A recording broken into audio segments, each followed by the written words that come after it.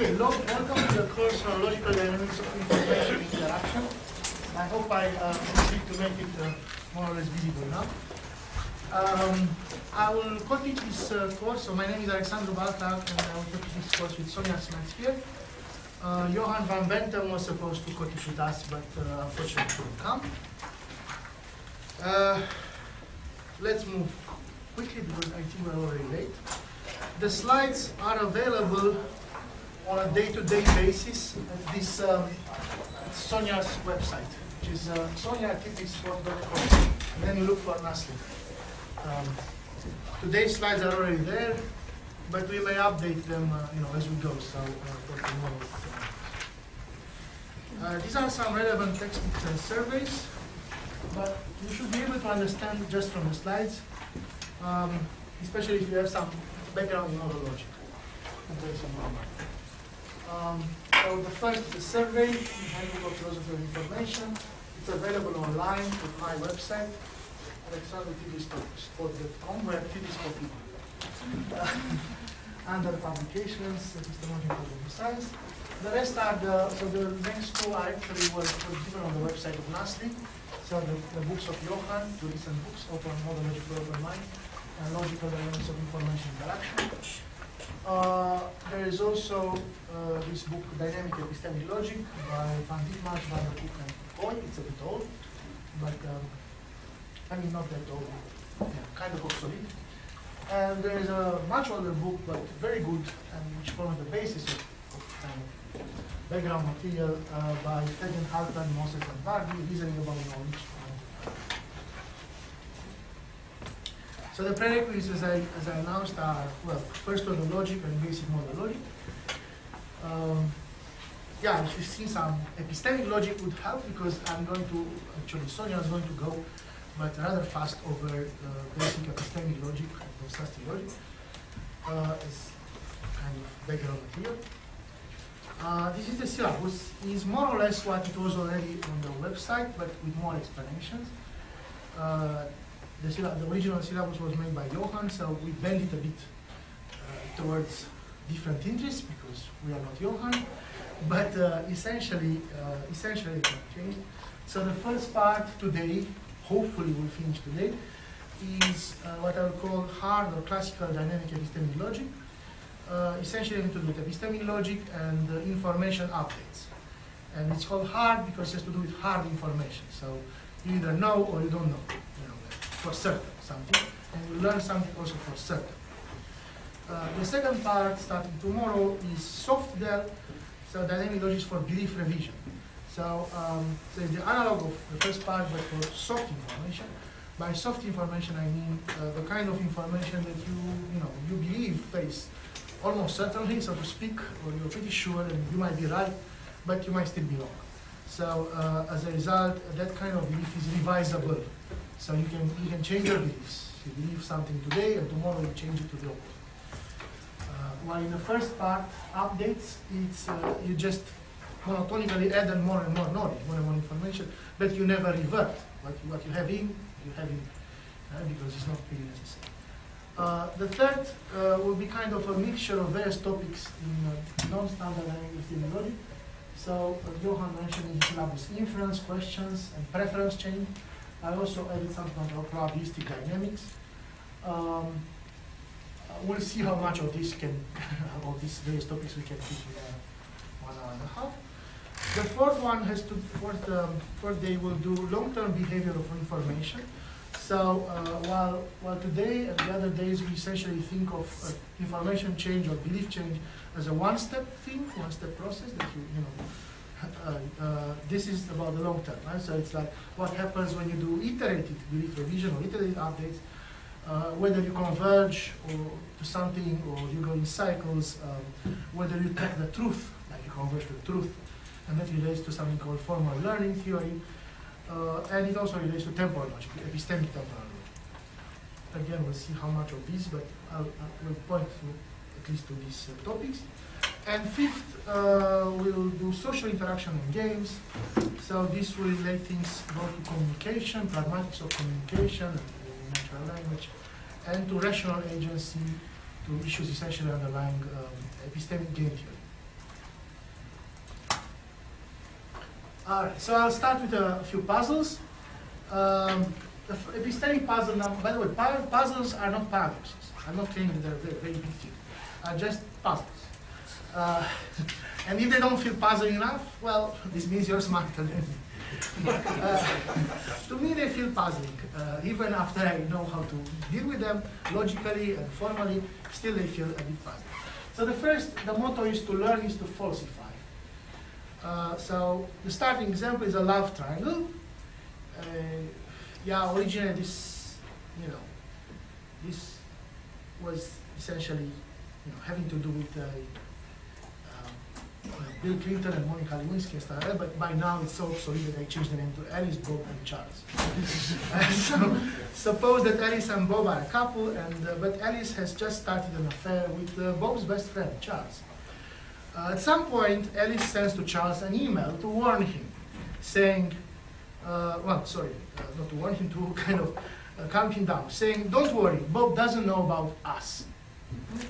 Now, suppose that Bob accidentally reads the message, or less accidentally. Suppose, for instance, he secretly breaks into Alice's email account because he suspects something. Then, paradoxically enough, he believes this message, so we assume that he accepts it as kind of correct. The message says that he doesn't know something, and here you go. After seeing and believing the message, he knows what he's supposed not to know. In other words, the message has become false, just by being read or being learned. So to learn is to falsify. And this actually is something that standard belief revision theory, if you have heard of something called like that, simply cannot deal with, because it goes against its basic axioms. In particular, an axiom called success that says that after you learn phi, you believe phi. Here, this is phi. You learn it, and you being Bob, but you don't believe it after that, because you'd be stupid to believe that you don't know about some affair that you just read about. Okay, epistemic puzzle number 2 is precisely the other way around. Self-fulfilling falsehood. So now the sentence is false, but it will become true by essentially being read. So suppose Alice becomes somehow convinced that Bob knows everything about the affair. Which, by the way, let's assume it's false. Bob doesn't have any clue. But nevertheless, she's so convinced that she makes an attempt to warn Charles. So that's the warning. Now is the warning, sending him a message. Bob knows everything about our affair. As before, Bob secretly reads, somehow intercepts the message, accepts it, believes it, so to speak. And now you can see that the message, which was false, now became true, because now, after that, he knows. So communicating a false belief might be a way to make it true. Epistemic puzzle number 3. Well, that's a more sophisticated version of the first thing. Maybe I should skip. Essentially, it has to do with situations in which some sentence is false and becomes true, but not so immediately. So it takes some actions.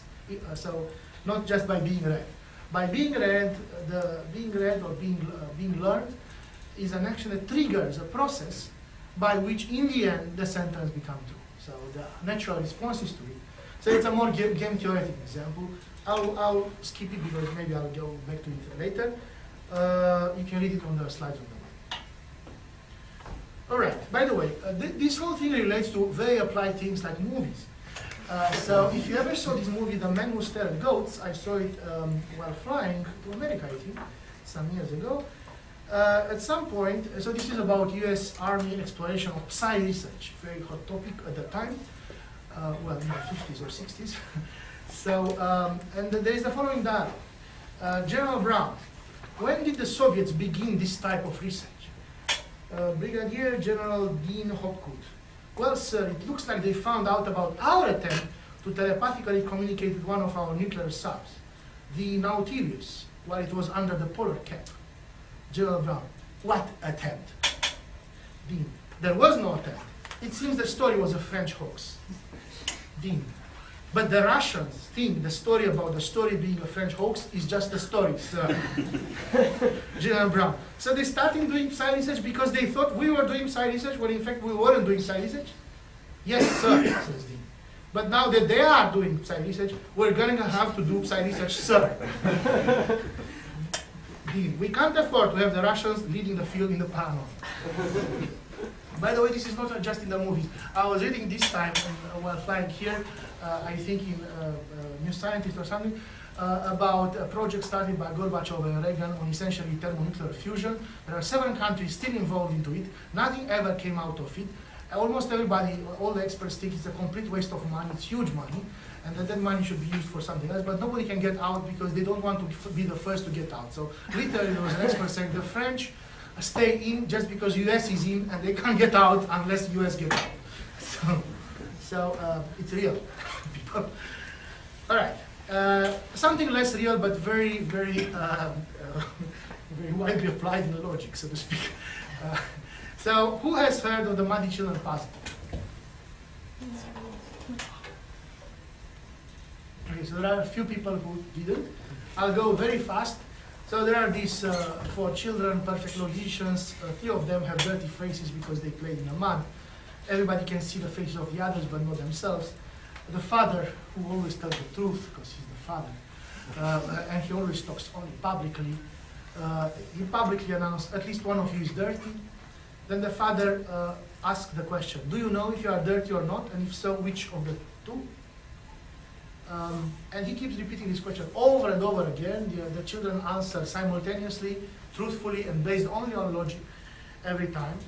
And they don't take any guesses, so they answer only if they really know. There is no communication allowed in the background.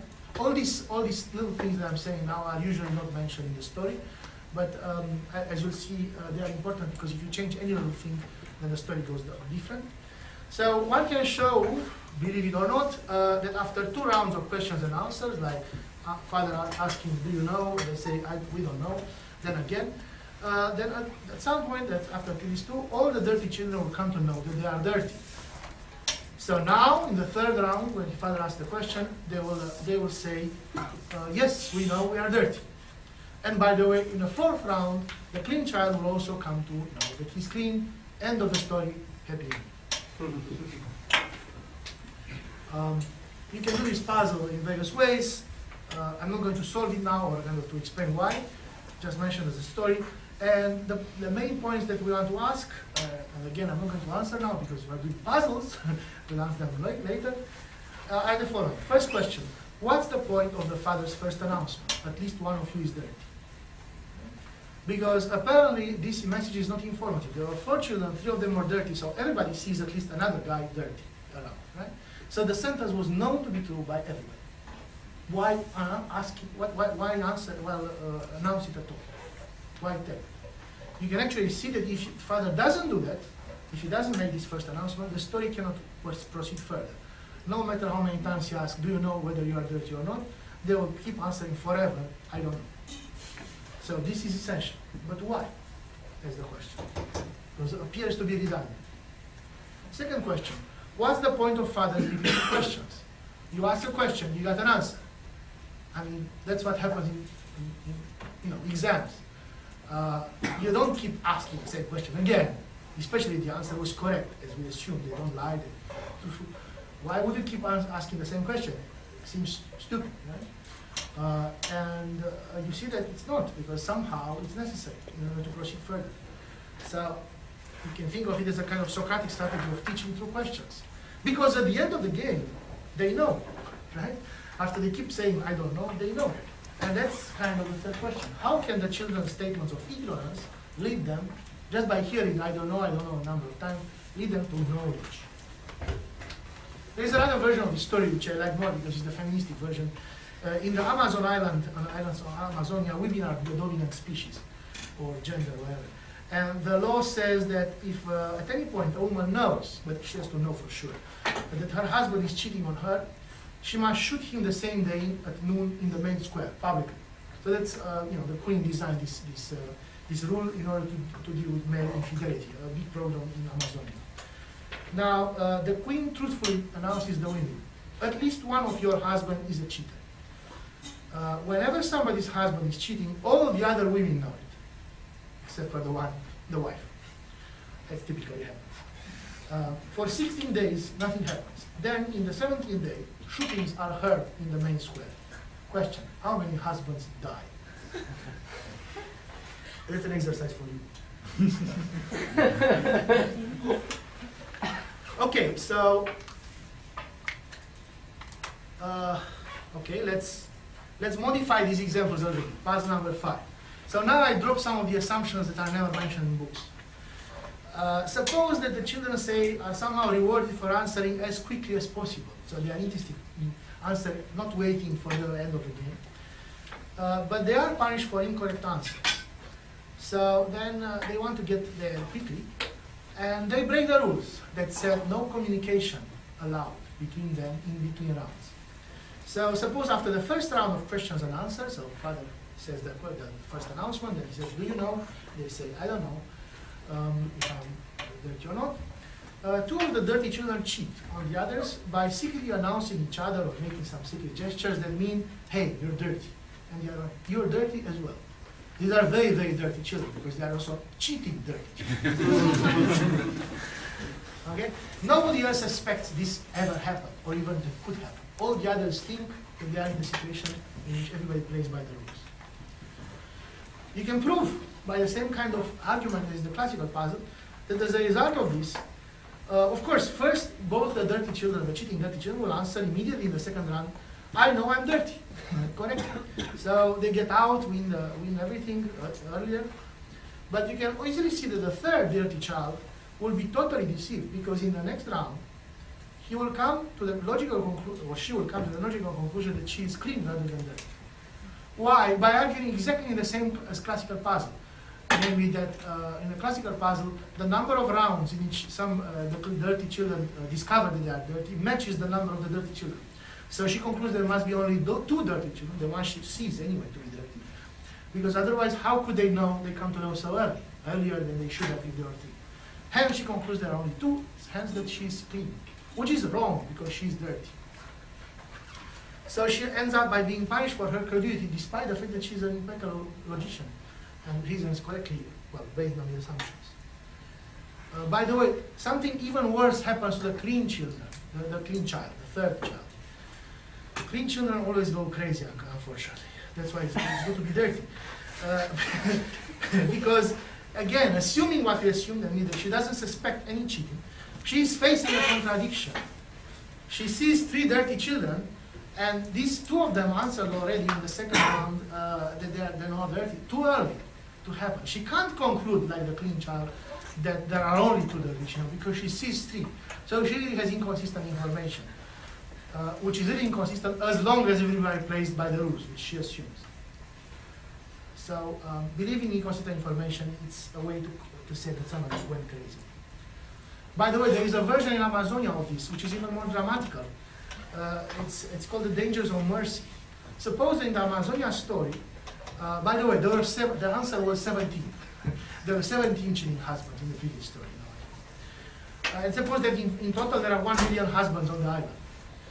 Now the others, let's assume, are faithful. Now consider what happens if all the wives of the 17 cheating husbands are also cheating in some sense. Namely, they don't obey the decree of the queen because they are merciful. So they secretly decide to break the rule by sparing the lives of their husband and not telling anybody, even if when they get to know that the husband is cheating. So, yeah, so the wives of unfaithful husbands are also, in a sense, cheating in this nice way because they are merciful. The other wives, the wives of the faithful husbands, are also faithful in the sense that they obey by the queen's rule, and they believe strongly that this is the only thing. Like they don't suspect any cheating in the sense of breaking the rules. So they don't suspect that mercy is even possible. What will happen to these wives is that on the 18th day, they will kill their husbands. So a lot of innocent people will die due to the mercy of the cheating wives, the wives of the cheating husbands. So be careful when you're merciful. Puzzle number 6. Surprise children. Well, that's sometimes called the surprise examination paradox, or the hangman. The hangman is maybe you heard of it. I don't like it because it has to do with death, and I don't like that. So I prefer this version of the achievement. The students in a high school class know for sure that the date of the exam, so there will be one exam, and only one, in next week, in one of the 5 working days of the course. So this is absolutely certain, no doubt. But they don't know in which day. Now the teacher announces her students on, say, Friday evening of the previous week, that the exam's date, whenever it will be a surprise. Even in the evening before the exam, the students will still not be sure that the exam is tomorrow morning, no matter when it is. Now the paradoxical argumentation goes like this. So intuitively, you can prove by backwards induction starting with Friday, that if this announcement of the teacher is true, if she told the truth, then the exam simply cannot take place. Because if it will be on Friday, then by Thursday evening, the students know that the only possibility is Friday. So they will correctly anticipate it on Friday, despite, so the sentence will be false. So it cannot be Friday if the announcement is true. But by the same reasoning, now that we exclude Friday, the last possibility left is Thursday. So by Wednesday evening, they will conclude it's Thursday, if it's Thursday, if it wasn't the previous day. So it cannot be on Thursday either. Hence, it cannot be in any day. All right? All these arguments can be internalized in the minds of the students because they are perfect logicians. So using this argument, the students come to know that the announcement is false. The teacher lied. The exam cannot be a surprise. Whenever it will be, it will not be a surprise. Hence, they go to sleep. They never study. They dismiss this announcement, and then surprise. Whenever the exam comes, say on Tuesday, it will be a complete surprise. Okay, I skipped the part on number 7. We'll do it in the last day because it has to do with game theory, and it's a bit more intricate. So now I'll actually give the stage to Sonja, who's going to recall for you some epistemic knowledge. Yes, so in order to deal with all the puzzles that Alexandru already explained, we need to introduce the formal machinery. So start with epistemic basic logic. And what I'll do is just quickly go over this. I assume that you've seen this before. If not, then read the slides and study it at your tempo, right? Okay. Start with Kripke models. So for omega set of facts, basic sentences, basic propositions, little piece in omega, I call the omega Kripke model the triple, which consists of, I have a set of states or possible worlds, S, and I have relations, a family of binary accessibility relations on those states, R sub I, right? And so they're labeled by agents. You can think of I as a name for an agent that comes from a given set of agents. I have a standard valuation on this that turns it into a model that just assigns to any atomic sentence a set of states or possible worlds where the sentence is true. Right? And then I have a designated world, so one particular state or world in the model which I will call the actual one, or the true state of affairs. Okay. Now, so for atomic sentences and for the standard Boolean connectives, conjunction, disjunction, classical negation, we just have the same semantics as for classical logic. Right? Now, for every sentence phi in my language, I'm going to define a new sentence. That's a box phi, or I write it box Ri phi, where R is the accessibility relation that's part of my model. And that's supposed to quantify over the Ri accessible worlds. So how am I reading that? So I'm saying that this new sentence that I'm defining, so box Ri phi, is true in a state S if and only if phi is true in all states T that are related to S by this relation that's part of my model. Okay? So this operator, Ri, so called the universal Kripke modality. Of course, when I have only one agent, then I just write R, then there's no need to index that, right? And you can even leave it implicit and say that, okay, I'm abbreviating, I leave out the relation when it's understood, and I just write it as box phi. Right? So if it's understood what the relation is, I don't have to specify it. Standardly, so this is the the box modality, there is a dual for that, and that's an existential modality. And the dual is given in this way. I take classical negation of the box, classical negation of phi, and that would be a diamond modality, diamond phi. So in the context when I'm interpreting the modality box phi as a knowledge operator, then I can use a notation k phi. So then I make it explicit that box talks about knowledge, and so I will write k phi instead of box. The underlying relation for that is typically an equivalence relation. So I have a special notation for an equivalence relation. That's the sim sign, or the tilde sign.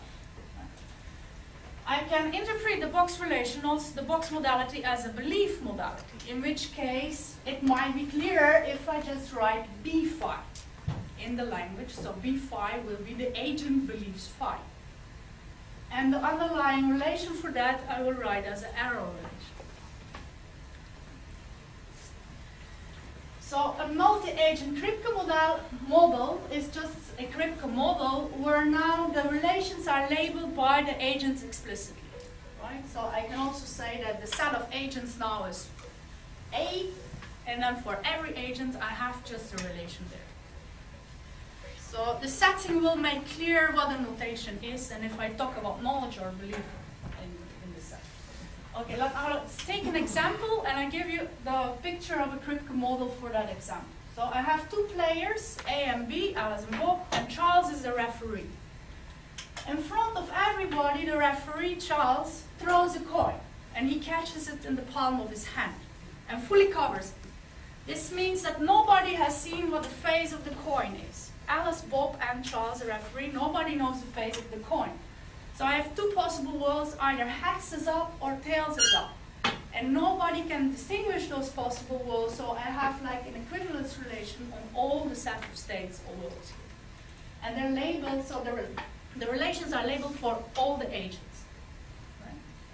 So nobody can distinguish it. When I'm here, when I'm at tails, and I'm Alice, for instance, then I consider it possible that tails is the case, but I also consider it possible that heads is the case. So I have relations going there. When this would be the real world, if it would be heads, then I consider it possible that heads is the case, and also that tails is the case. And that's for everybody.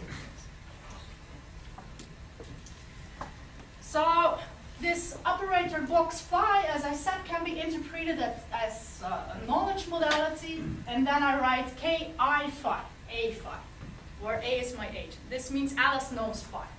Right? And I can also have the same notation for belief, and the existential dual in this case would denote, if I'm talking about knowledge, epistemic possibility. It's possible that phi. Or stochastic possibility, which is possible to believe phi. So these, in case I talk about the modality of knowledge, then I get an epistemic model, and then we're talking about epistemic logic. An epistemic model in this case would be, for instance, an S5 model. That's a Kripke model in which all the accessibility relations for all the agents are equivalence relations. What are equivalence relations? They are relations that are reflexive, transitive, and symmetric, or equivalently reflexive, transitive, and Euclidean. So for every of these conditions or things that you put on the accessibility relation, there is a matching axiom, which is part of correspondence theory and model logic. Right? So an S5 epistemic model validates the following. Now we're talking about knowledge, so we know that knowledge is truthful. And this is also known as the T axiom of model logic. Right? And that means I write it as K phi implies phi. Right? So if I know phi, phi has to be true. This corresponds to the reflexivity part of the underlying relation that I have.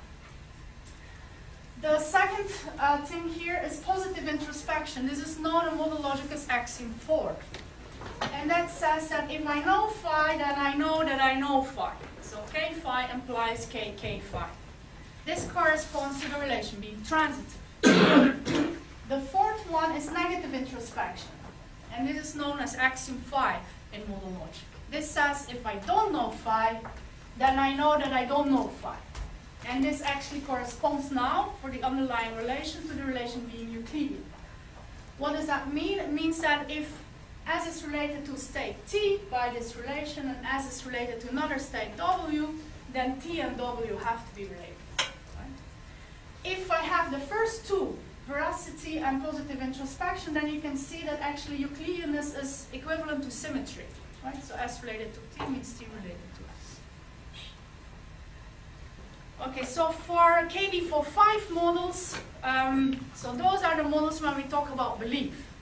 Then the underlying relation is not an equivalence relation, because typically you do not want the beliefs of the agents to be truthful. The agent can have false belief. But you do want them to be consistent.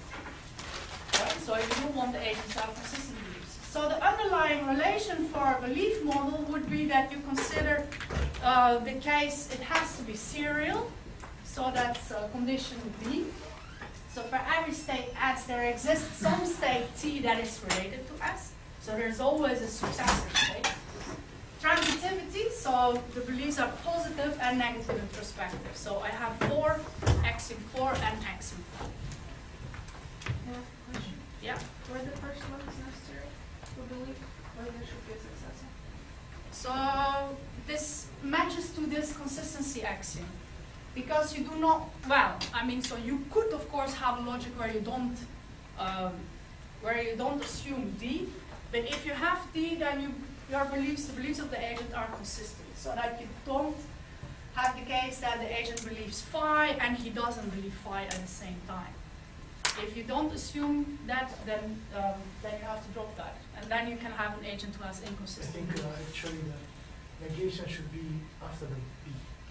Because that's just propositional, by propositional logic is impossible, but you want to have that the agent doesn't believe phi and believes not phi at the same time.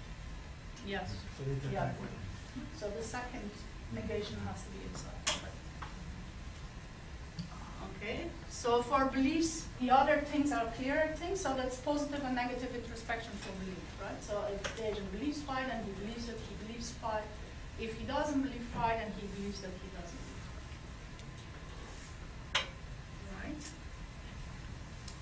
Now, so if we talk about knowledge, we know that it has to be truthful and then positive and negative introspective when I have an S5 model. In the literature, other types of models have been considered. So S4 type of models mean that, so we drop one of the S5 things. So here, S4 type of models, they are reflexive and transitive, but they are not necessarily symmetric or Euclidean. Because indeed, if I know phi, if I don't know phi, that should imply that I know that I don't know phi, and this is a condition that you might doubt. Say like, okay, well, negative introspection for knowledge is maybe something weird, right? So then that's possible to study, and in that case you end up with the S4 model. Okay, yeah, so this relates to your question. So you can indeed drop some of the axioms of the KD45 setting in case of beliefs. If you drop D, then you get a model where agents might have inconsistent beliefs. Now the problem of logical omniscience also has been studied a lot in the literature. So we're assuming that these agents are logical omniscience. This means my Kripke modality, so my box, still validates the K axiom, Kripke's axiom of model logic. This means that the box has to distribute over the implication. So box phi implies psi has to imply box phi implies both to psi. And it has to satisfy the necessitation rule. So if phi is valid, a tautology for instance, then box phi is valid. Now, if you interpret the modality as knowledge or belief, then every logical validity is known or believed.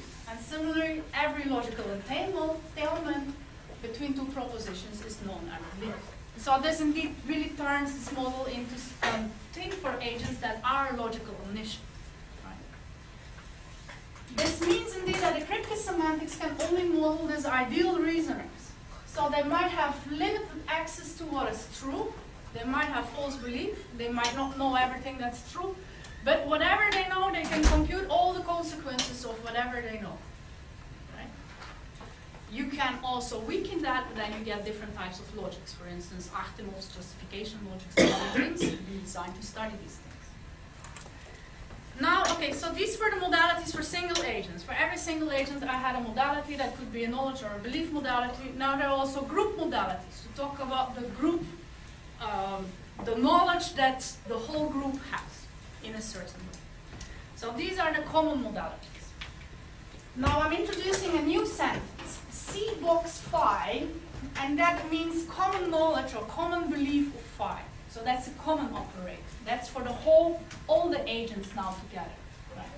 That's obtained by quantifying over all worlds that are accessible by any concatenations of the arrows for the box modality. So you look at the modality for the box operator, the specific R, and you concatenate. Then you get the common modality for that box. So C box phi is true in a state S in a given model, which is the boldface S there. If S is true, phi is true in state T for every T and every finite chain that you can form starting from the state S going to the state T. So the C box phi can be interpreted as common knowledge, in which case I can also write it as CK phi. Or common true belief, in which case I can write it as CB phi. Right? And that depends, of course, on the context. And we will have models in which we have both modalities. So we will have both the CK and the CB modality. Common knowledge within a certain subgroup. So it's also possible, so now this was common knowledge or a common modality for all the agents that I had. Now it's also possible to restrict that to a certain subgroup of agents. So I just consider G, a collection of the agents, not everybody, could be everybody, and then I just label the common modality with this G. Right? So then I mean the knowledge is common among the group of agents inside the group G, but not necessarily for all the others. Okay? And if I talk about all the agents, then I get the unlabeled version. And that's the same. Now a second type of operator would be the operator that we abbreviate as E for the group of agents G phi, and that means everybody knows phi. And everybody knows phi is defined as the conjunction for the box operator for every agent. So Alice knows phi, Bob knows phi, Charles knows phi. I just take the conjunction of all that. That will give me a specific notion of group knowledge, and that's called everybody knows phi. Right. And now you can see that common knowledge can be rewritten in terms of everybody knows, but what you would need to do is you can see that it has to satisfy phi. Everybody knows phi, everybody knows that everybody knows phi, and you iterate that infinitely many times. And in this way, you can write common knowledge in terms of everybody knows. But typically, you do not have these infinite operators available in the language. So you cannot define that in this way. So common knowledge in most of the epistemic logics is taken as a basic construct from the start, because you do not have these infinite conjunctions to express it using the everybody knows operator.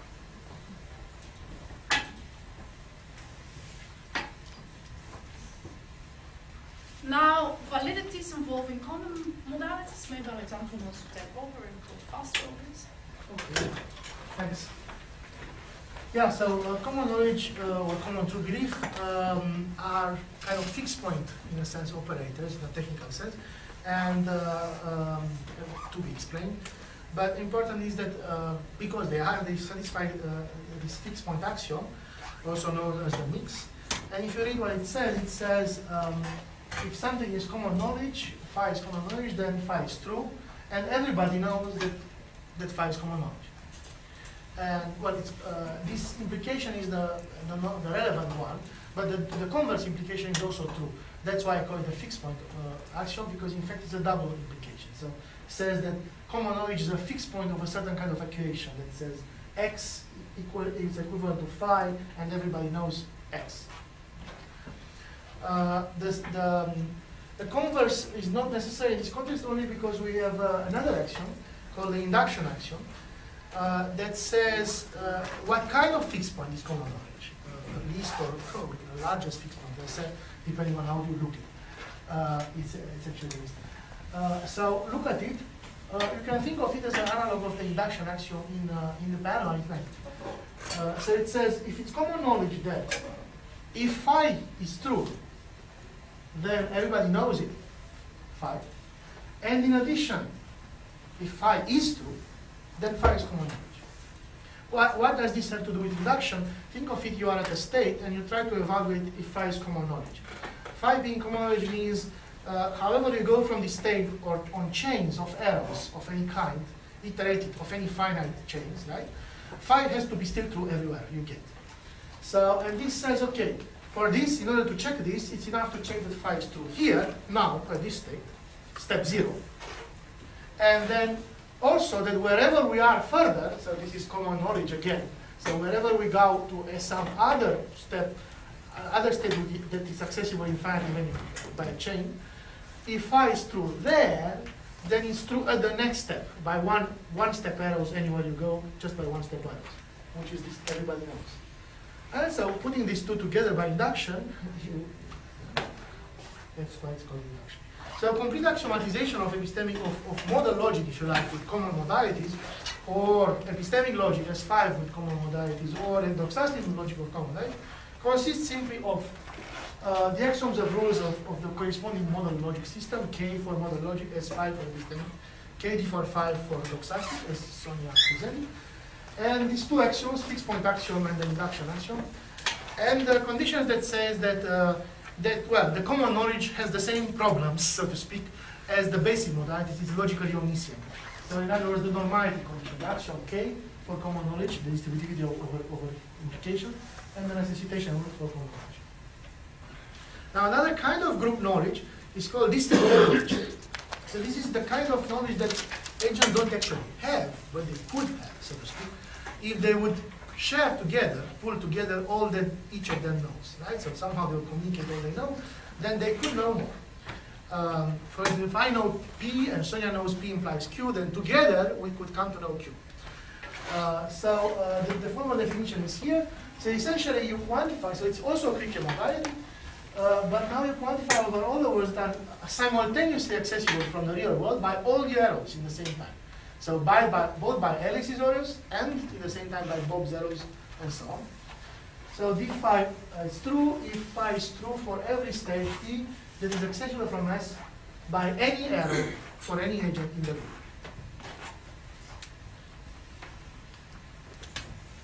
And the complete axiomatization of this is essentially you take your favorite axioms or rules for knowledge or belief or model, like K, KD for 5 as 5. You add the same axioms and rule for distributive knowledge because luckily the properties, reflexivity and so on, they are inherited from the basic modalities of distributive knowledge. And you add this axiom that says that if ever, that essentially you pull together. So if somebody knows phi, then phi is also known by the group.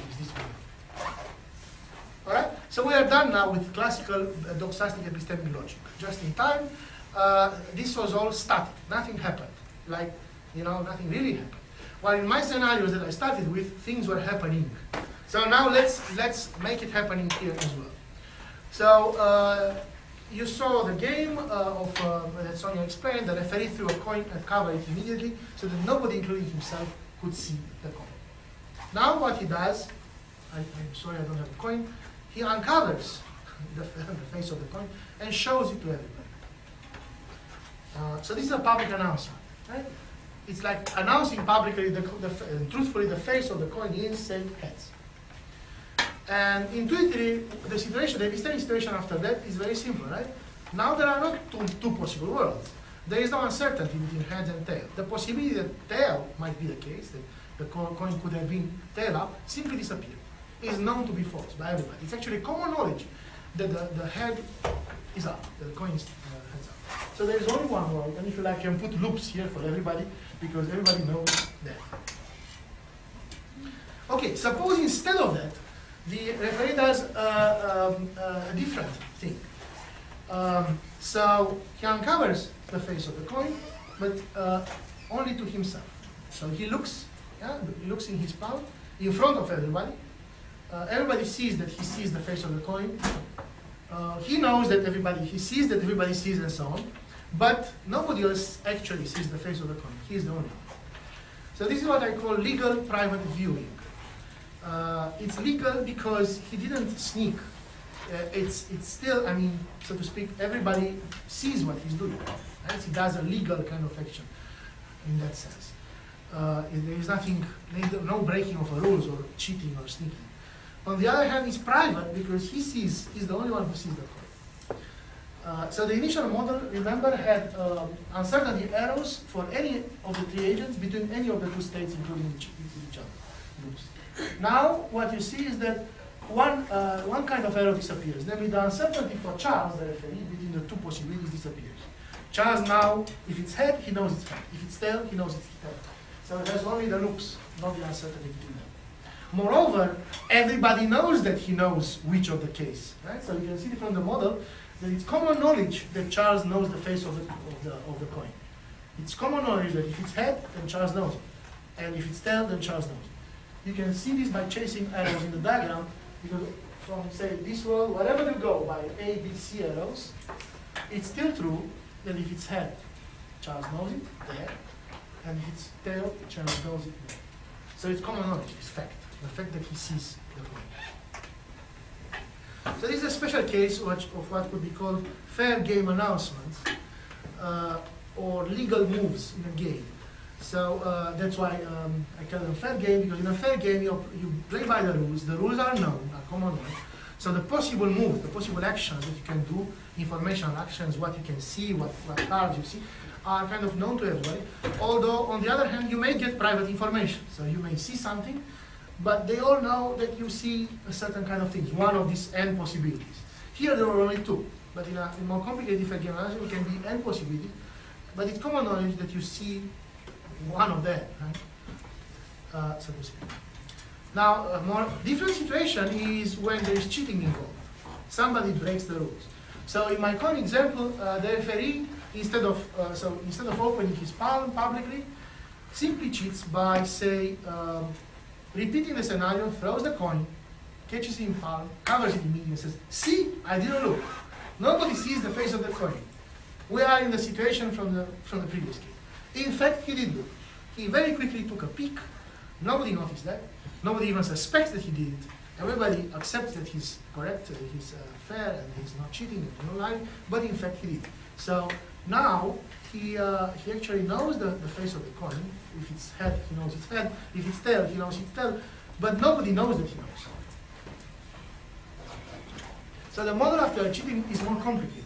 Cheating increases the number of possibilities, if you think about it. It's a mathematical statement, but let's see why is this true. So the model as it was before is that the two worlds below, head and tail, and with uncertainty for everybody between them. Nobody knows anything. In Alice and Bob's minds, this is the model. If you ask them to draw a model, they will draw only this. Because for them, the situation is the same. Namely, somebody threw the coin, nobody sees it, great. That's what they think. In reality, we are in a different situation. The situation described by that world there. I put in this lecture, I put double circles around the real world, or the actual state of affairs. So the actual state of affairs is that let's say the coin is heads up. And moreover, there is no uncertainty for the referee. Charles has a loop there, and there is no other arrows for Charles going out. So he has no uncertainty. He knows it's a head. While A and B, what they think in that state of affairs? Well, they think what they think, namely that this is the model. So for them, the two possibilities that they arrow are the ones below. So they are deceived. They believe, for instance, that whatever is the case, Charles doesn't know the face, as they don't either. But in fact, he knows. So you see that we need more worlds to represent the situation after cheating than before. Another scenario would be, secret communication, which is another kind of cheating. So, as in my Muddy Children example. So, in this case, after the previous scenario, this one, so immediately after that, let's say the referee secretly communicates to one of his friends, say Alice, by an email, informing her that coin is actually heads up. And this is so private and so secret, it's actually against the rules. So that B doesn't even suspect this. He's completely fooled. He's deceived, so he still thinks the situation is as below here in the two worlds, like nobody knows anything. But in fact, the situation is more complex because now not only Charles has a look, but Alice has a look too at the top world. She knows that's a head. She knows that C knows it's a head. And they both know, they both commonly know, that B is deceived. Namely that B goes by arrows to the old one. So both the above actions are examples of what I call completely private announcements. And I'll denote them by this. So when it's a public announcement, I just bang phi. When it's a completely private announcement to some subgroup G, then I label the announcement with G. So in this case, you could think as an announcement, well, to A and C. Why to both? Because I can't say just that it was announced to A. It was announced by C to A. But from the point of view of epistemic logic, both C and A learn something from this, right? Namely, A learns that the coin is heads up, and that C already knew that. But also, C in the same time learns that A learns it, because, right? So it's a mutual announcement. So it's a group announcement for the two, which behaves like a public announcement from their perspective. They learn together something. But it's a private announcement from the outsider's perspective, from the outsiders from the group, which in this case was Mr. B. And you can go on forever. For instance, you can consider secretly breaking into somebody's account or wiretapping his phone. So exactly as in the previous scenario, the scenario 5, Charles attempts to send a secret message by email to his friend Alice, except that Bob not only is not fooled, but in fact he wiretaps the phone, reads the whole conversation, or in the case of, whatever, intercepts the email. So in other words, he gets to be the master of the situation. He gets more inside information than they themselves. He knows that they try to fool him. He knows that they think they did fool him, but he's not fooled himself. So things get really complicated. Try to draw the model for this. We'll get an automatic way to do it. If not by today, then by tomorrow. And you can make it more complicated because for instance, an outsider can not only just read a message, intercept it, but he can also stop it from going to the destination. So then it's never read by the intended audience, intended recipient, but the sender thinks it was read. So for the sender thinks, the sender in this case C, thinks that he reached some common knowledge with his friend Alice. Alice doesn't have a clue about it, before what common knowledge, because she doesn't even know that the message was sent. And the interceptor is the one who really knows what's going on. He knows that he fooled these two people, but now in two different ways. Because one thinks he achieved some more common knowledge by a message, and the other one thinks there is common knowledge that there was no message to start with. All right, so the general problem is to find a method to solve all these problems and to compute a Kripke model for each situation like this in a kind of automatic way. And I will call this the update problem. In dynamic logic, we use to describe situations like this, we use two kinds of things. So we use sentences to describe static situations, and we use names of actions, alpha, beta, whatever, to describe what's going on, like the kind of action that was performed. We put these together in the form of dynamic modalities. So dynamic modalities are just like the modalities that you saw, box for some relation, except that now they are labeled not with the relation, well, in a sense with the relation, but in fact it's an action. It represents an action alpha. And the intended meaning is that after action alpha happens, phi must become true. Surely become true. There's two parts here, namely there is a kind of hidden implication because it says if the action alpha happens, then phi becomes true after that.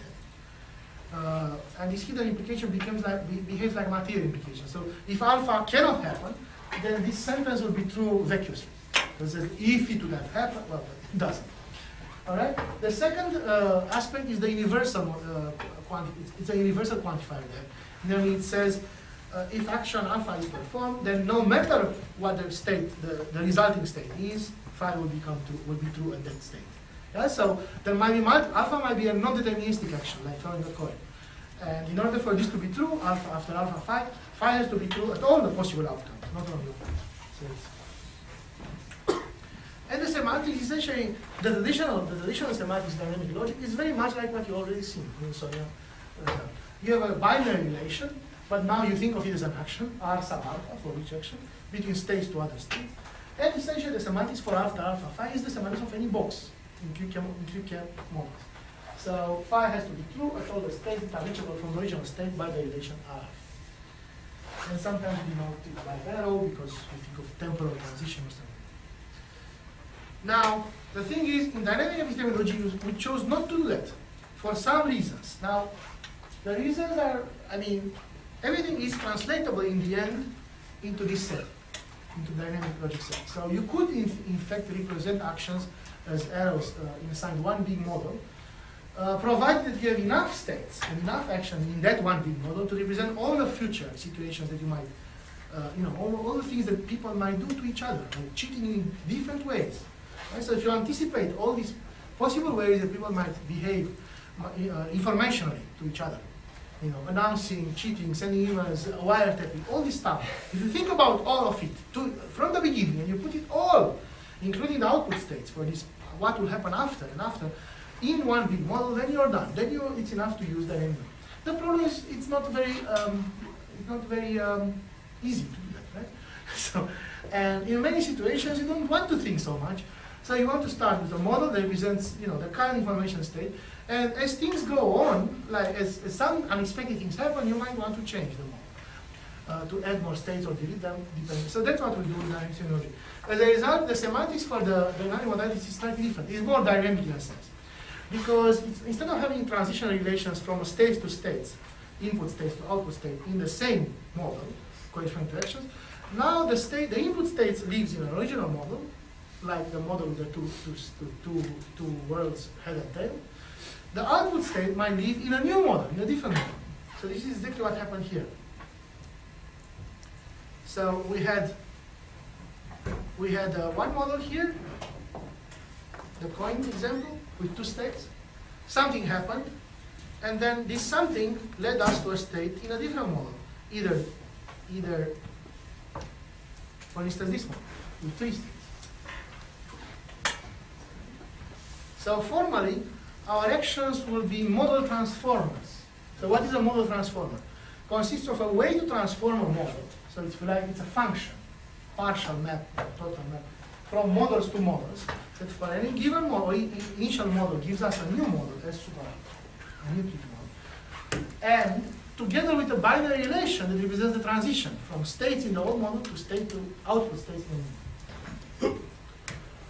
So these are technicalities. I'm not going to insist much on them, but they are underlying what we do in our drawings.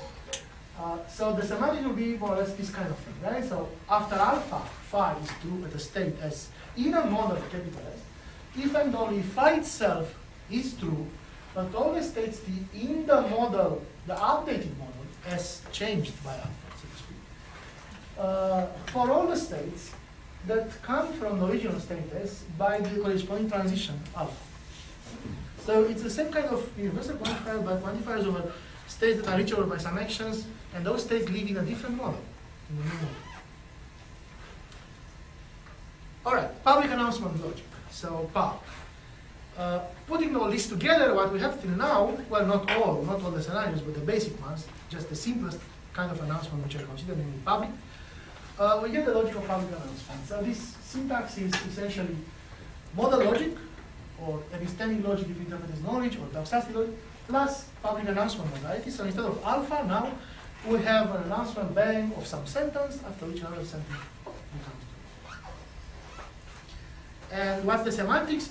It's enough for me to give you the model transformer that corresponds to this bang phi, to tell you how the model gets transformed and what's the relation, transition relation from the old model to the new model. The rest is already done, right? I only explain what modalities are. Anyway. So what's the model transformer? Suppose I have like a model, S, with all the components there. The new model, S super bang phi, is the updated model with phi, has a set of states, a set of arrows, and a variation. The set of states coincides with the extension of phi, so by this double line phi in S, I mean the extension of phi in the model S, which is the set of states satisfying phi in that model. That's the set of states at which phi is true in the old model. So in other words, the set of new states, the output states, are the ones that used to satisfy phi in the old model. In other words, what we do, we just delete the non-phi words. Right? So you have a set of words, you announce phi, it means you delete the non-phi words. Like we did delete the tail word when it was announced heads. And the rest is just, we keep what's left. Right? So the relations, the A relations between the worlds, the new worlds, so to speak, are just the old relations between them if they survive. If the two worlds survive, then we keep the arrow between them. The variation is just the intersection of the old variation with this smaller shrinked set of words. So P is true at a world if it was true already and that word survived. It's very simple. And the transition relation from the old model to the new model, well, goes from a world to itself. So the same one, but living in a new world. Right? The world called the same networks.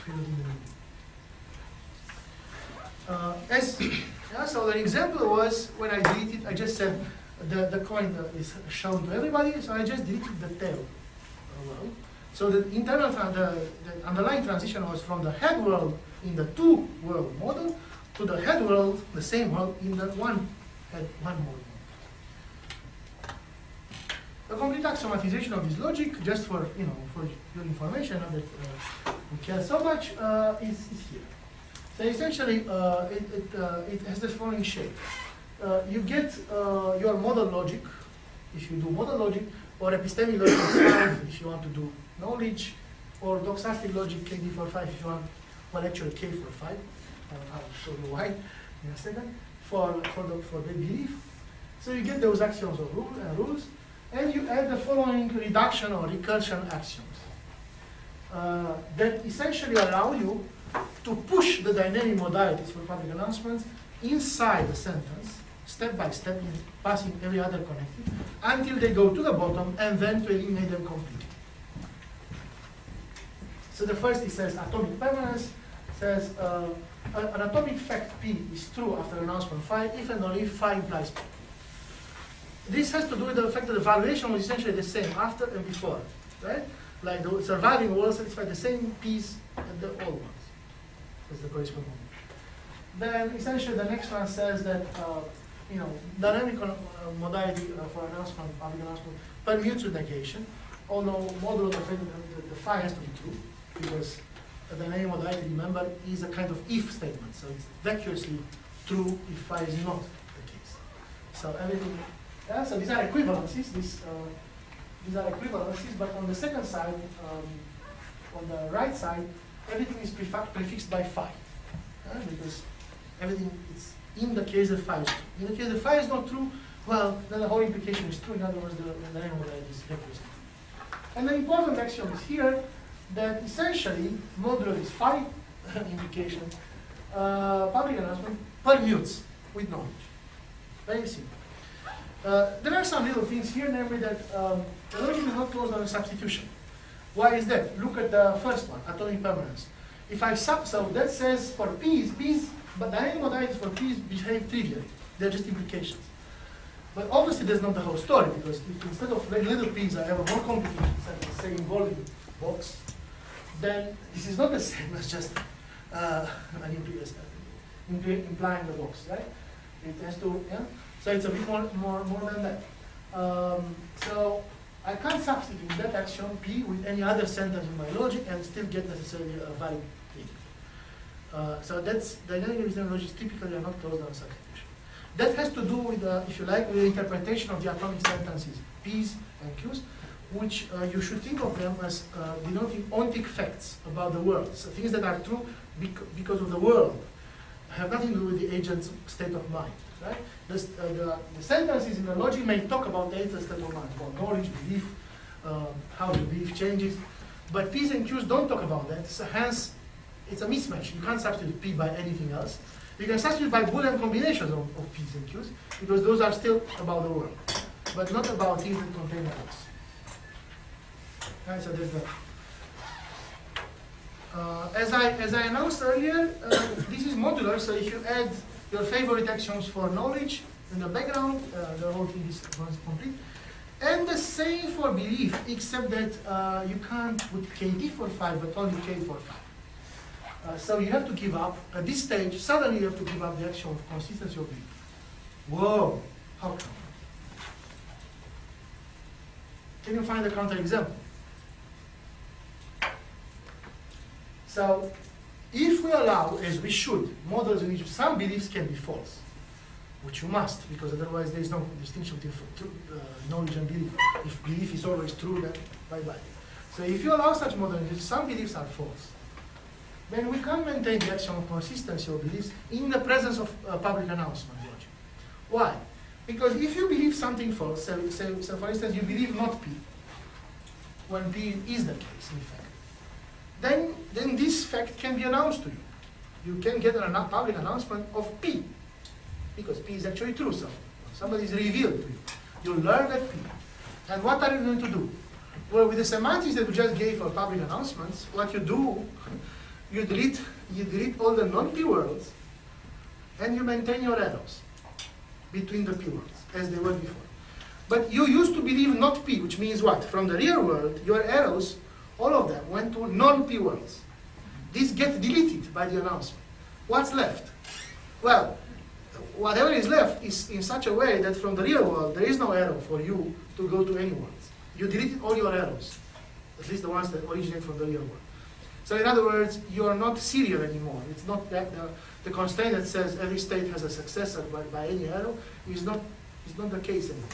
Or in doxastic terms, what you believe, now you believe a contradiction because everything is true in an empty set of words. And if you say belief, it's a quantifier of an empty set of words that are arrowed right now. So you believe everything. Not good. But that's the consequence of the definition of public announcements. It's a bad consequence, but it's unavoidable given the semantics. Right? So this is a problem, and tomorrow we'll fix it. Sorry? Yeah, but I'm not going to fix it today, because this will be, yes? Is it the case that you, when you get new information from a public announcement or otherwise, you have to believe it? Well, that might be a problem, but think of realistically. So depends on the situation. So in some situations, this might be the problem when somebody lies to you.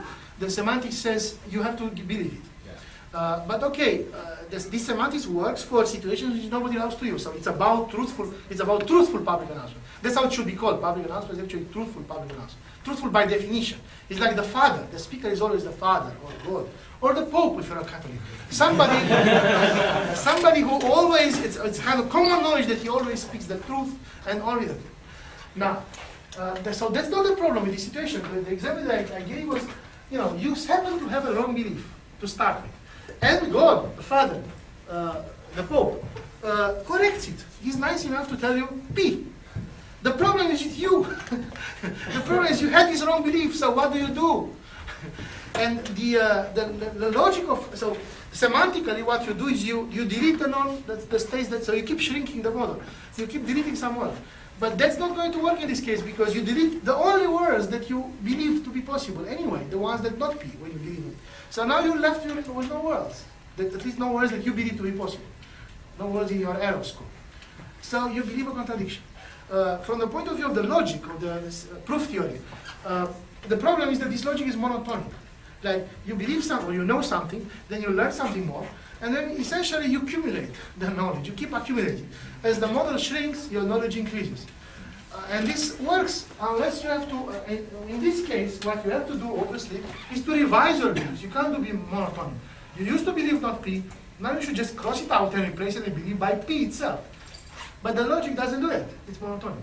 So that's the problem. We need belief revision to address this problem, and that's what I want to do tomorrow. Okay? But now a few more technical things. So you saw that these axioms of reduction laws, they allow you to push step by step the dynamic modalities past the other operators till the bottom and then vanish. Using kind of slightly complicated induction, you can prove that indeed you can eliminate them altogether. In other words, in principle, public announcement logic has exactly the same expressivity as basic model logic. Right? In principle, we don't need the modalities, the dynamic modalities. Now, of course, this is in principle. In practice, there is a big difference because of succinctness. So you can express something much shorter, exponentially shorter, in a public announcement logic formula than you could do in a basic model logic. So an example would be, well, I'll show you an example. Another important thing about the PAL logic is that public announcements, so we allow public announcements about public announcements, right? So our syntax did not constrain in any way the dynamic modality box phi.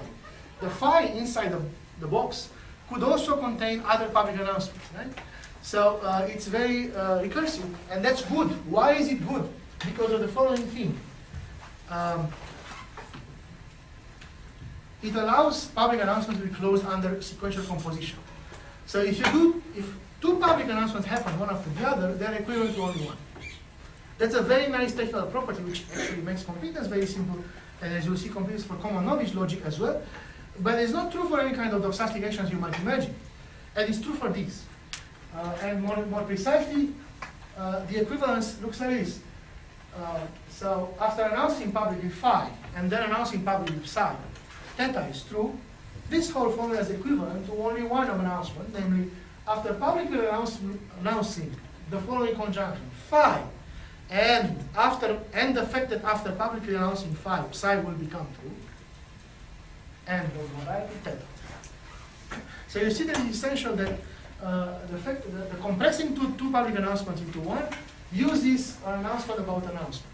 Right? So instead of, and you can iterate this. So a long dialogue, along a sequence of any bound, of any finite length, of many public announcements can be compressed to only one. Essentially, the trick is, I'm going to announce it in advance. I say, I'll announce you phi 1 is true, and after I'll announce you phi 1, phi 2 will become true, and after I'll announce you that phi 3 will become true. And this is one big conjunction that I'm announcing right now. It's only one announcement. But it contains all the information of my finite sequence.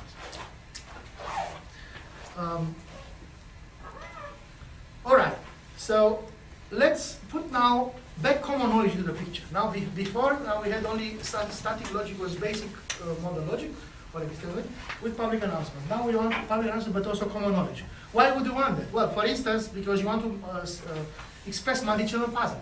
In the multi-children puzzle, there were announcements, public announcements. Father said something, the children said something, but there was also common knowledge played an essential role. If you thought about the question they asked, why does father say at least one of you is dirty when everybody knows this already, and so on. There was an important role that common knowledge played there. So you need it. You want it. Now, the moment you add common knowledge, things become more complicated because the logic is not anymore, you cannot just delete, you cannot push the dynamic modalities anymore to the bottom. You cannot eliminate them. Essentially, they have to be there. Right? Right, a formula of the form, after public announcement P, it is common knowledge that Q is not equivalent to any formula in the logic without dynamic modality. So you can't use the same trick. But that's good also because it means you have more expressivity. You have more expressivity with just a logic without dynamic modality. Now there are two ways to axiomatize such a thing. And I'll present, given time, very quickly both. The first one, the original one, is the following. If we look carefully at the induction axiom for common knowledge, that I put for your convenience again on the screen, then you can see that it's equivalent to the following inference rule, which in a way makes the inductive character of this axiom even more clear. So the inference rule says the following. Suppose I'm in a situation he, and that situation he always implies that psi is the case. That situation is also a reflexive situation in the following sense. Whenever this situation occurs, everybody knows that it occurs, that situation occurs. So yeah, I have these two, I prove these two things. I have theorems of this one.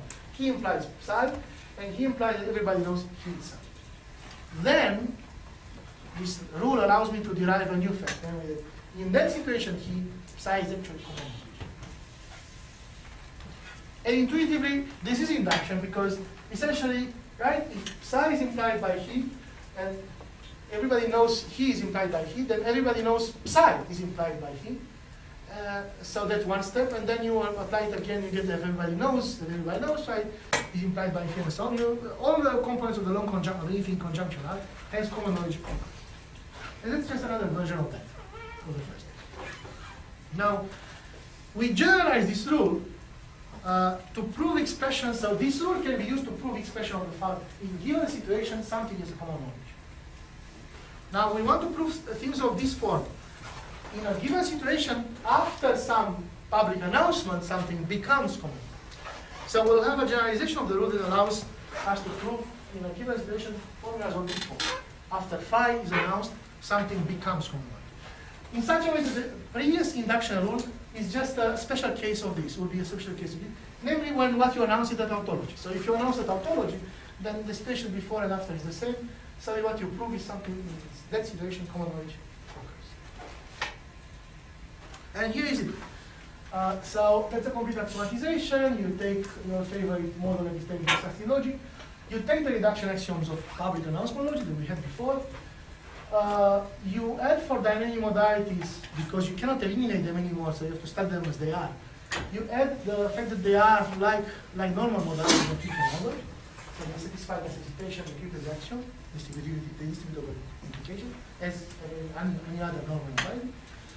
You add essentially the composition axiom that says two announcements after the other are equivalent to one more complicated announcement. And you add a rule, the derivation rule, that is the natural generalization of this induction rule, except that what you prove, so you have a situation here, and what to prove in that situation, that not just that common knowledge occurs, but that common knowledge will occur after some announcement. And what you do, you change the two hypotheses. First, that in that situation, psi itself, what you want to achieve as common knowledge, will become the case after the announcement of phi.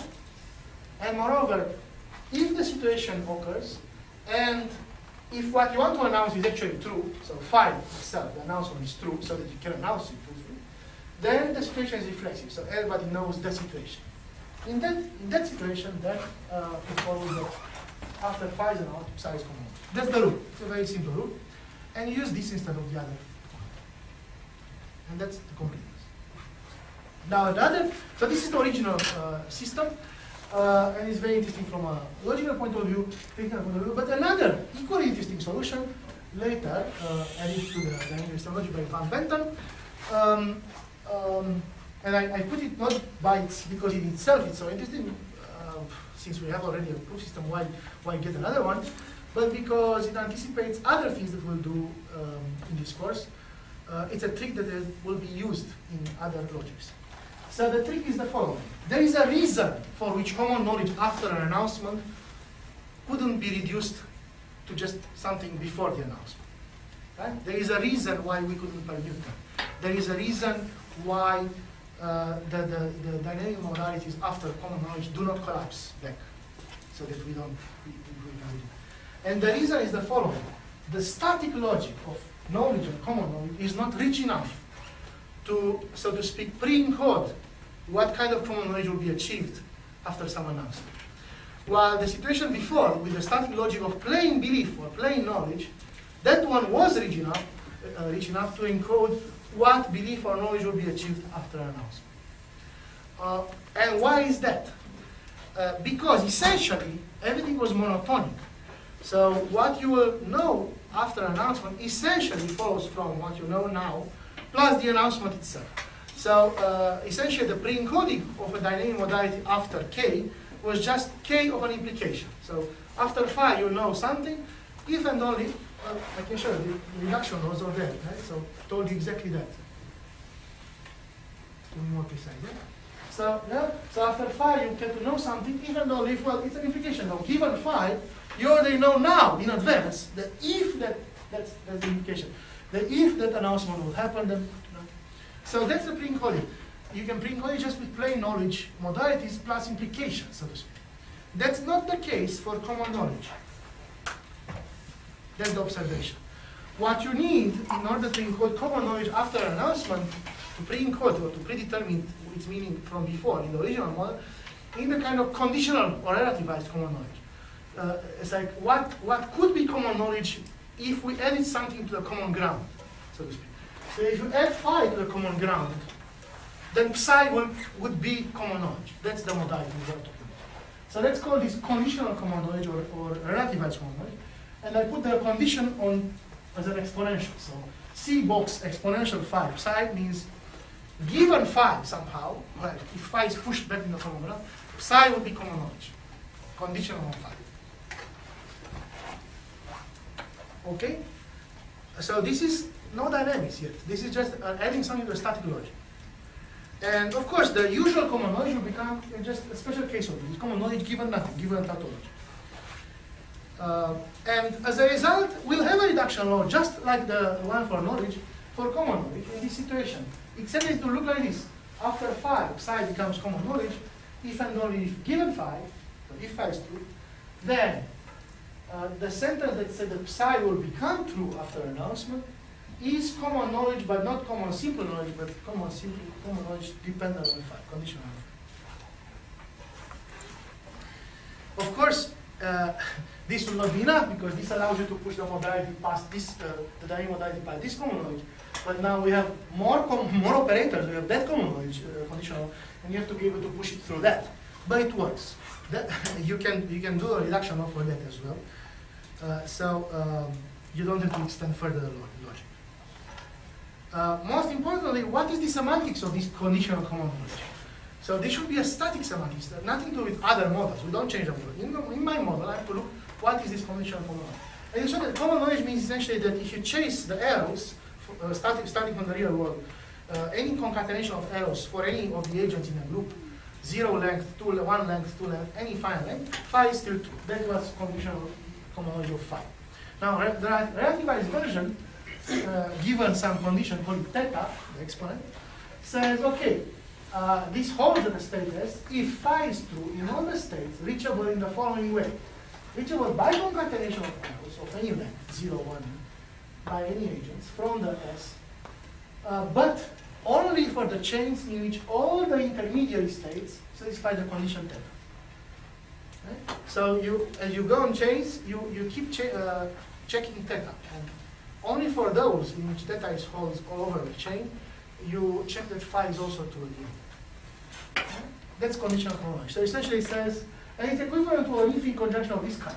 Phi is true, and everybody knows that if theta were the case, phi is true. So it's conditional. It's a conditional knowledge of phi given theta. And furthermore, everybody knows that if theta is true, then everybody knows that if theta is true, phi is the case. Right? So it's right. So it's an iteration of everybody knows, but all conditional on this condition. So if you have this, then you can completely axiomatize the thing. And as I mentioned, essentially the dynamic modalities. So this is the axiomatization of a basic logic. So the basic modality, this extending relativized notion of common knowledge, is so close to the common knowledge modality in its semantics that the natural, I mean, nobody, once the idea is in, it's very easy to come up with actions. You just modify easily the actions for common knowledge.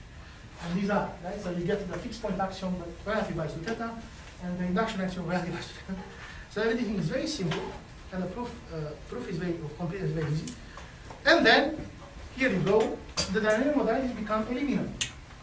In the case of common knowledge by what I just said.